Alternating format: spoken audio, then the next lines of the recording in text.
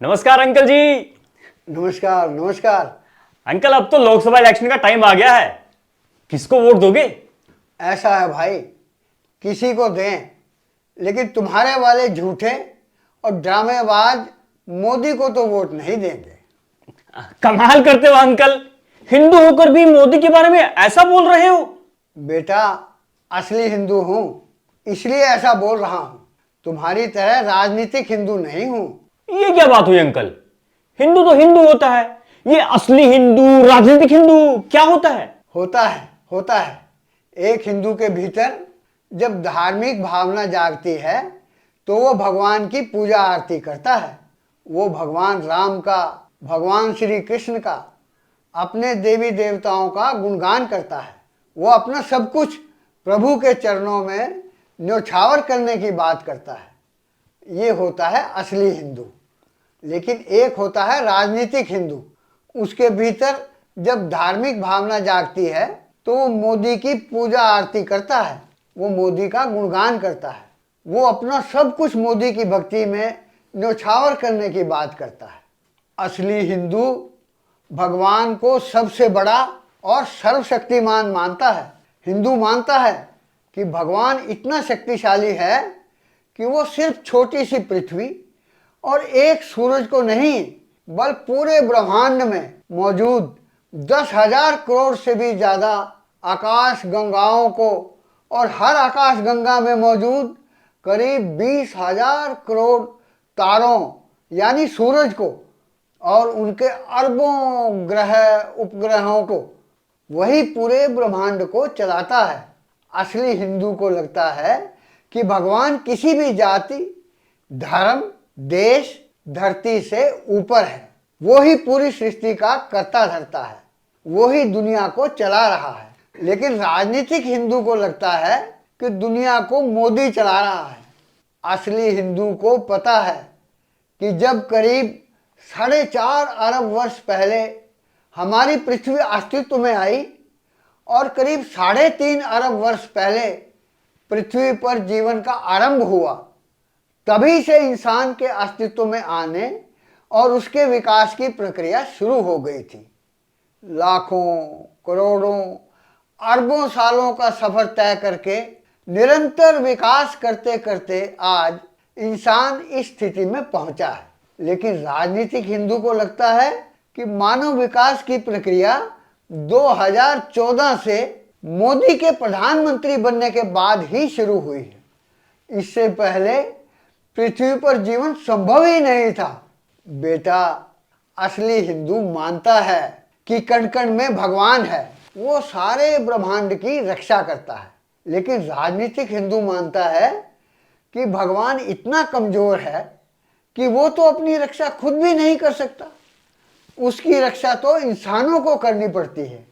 उसकी रक्षा के लिए हमें हथियार उठाने पड़ेंगे। अहम कृत्रहम यज्ञ स्वदाह महामहोषधम मंत्रो अहम हमेवाज महमग्निरहम हुतम।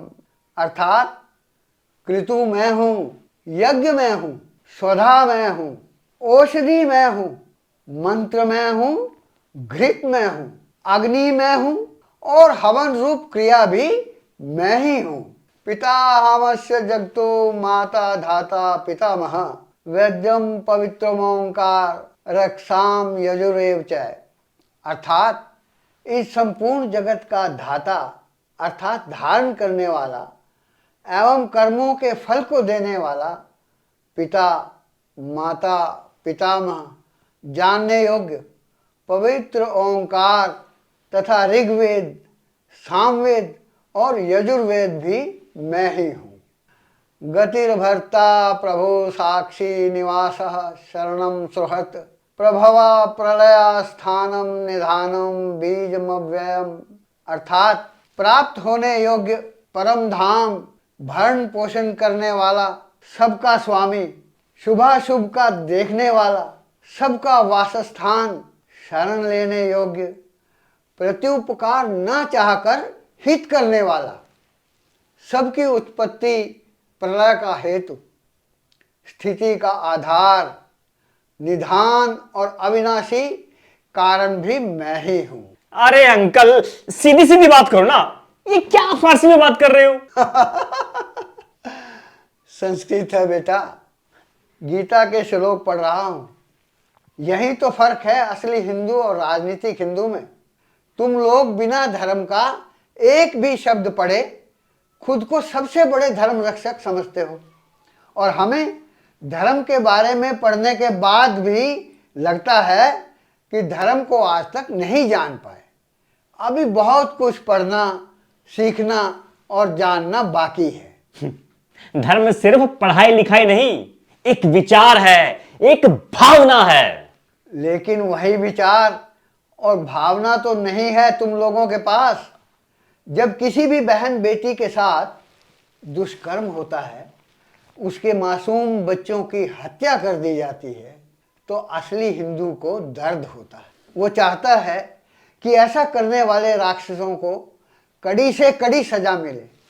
लेकिन राजनीतिक हिंदू उनकी जेल से रिहाई करवाता है, उनका फूल मालाओं से स्वागत करता है, देवी देवताओं की तरह उनकी आरती उतारता है। अंकल, बात को चक्री की तरह क्यों घुमा रहे हो? सीधे सीधे बिल्किस बानो का नाम लो ना, ताकि सबको पता चले कि वो मुसलमान थी। तो मुसलमान थी तो किसी को उसके साथ कुछ भी करने का लाइसेंस मिल गया। यही तो फर्क है बेटा, तुम लोगों में और हम में। वो पहलवान बेटियां, वो तो हिंदू ही थी ना, उन्हें क्यों दिल्ली की सड़कों पर घसीटा था? हाथरस, उन्नाव, वो तो हिंदू बेटियां ही थी ना। वो दिल्ली के बॉर्डर पर मरने वाले किसान तो हिंदू और सिख ही थे। वो कोरोना में पैदल चलते चलते मरने वाले मजदूर तो हिंदू ही थे ना। वो नौकरियों की मांग के लिए सड़कों पर पिटने वाले युवा, अग्निवीर के खिलाफ बोलने वाले नौजवान, ओपीएस की मांग करने पर पुलिस की लाठियां खाने वाले कर्मचारी, वो तो हिंदू ही थे ना। तो तुम लोगों का दिल तो उन हिंदुओं का दर्द देखकर भी नहीं पसीजा, क्योंकि तुम असली हिंदू नहीं, राजनीतिक हिंदू हो। अपनी राजनीति के सामने तुम्हें ना तो मुसलमान नजर आता, ना सिख, ना कुकी, ना मैतई और ना हिंदू। तुम्हारे लिए जरूरी है कि तुम लोगों के भगवान मोदी को फायदा होना चाहिए। बेशक सारी जनता बेमौत मारी जाए। क्यों? क्योंकि बेटा तुम लोग राजनीतिक हिंदू हो।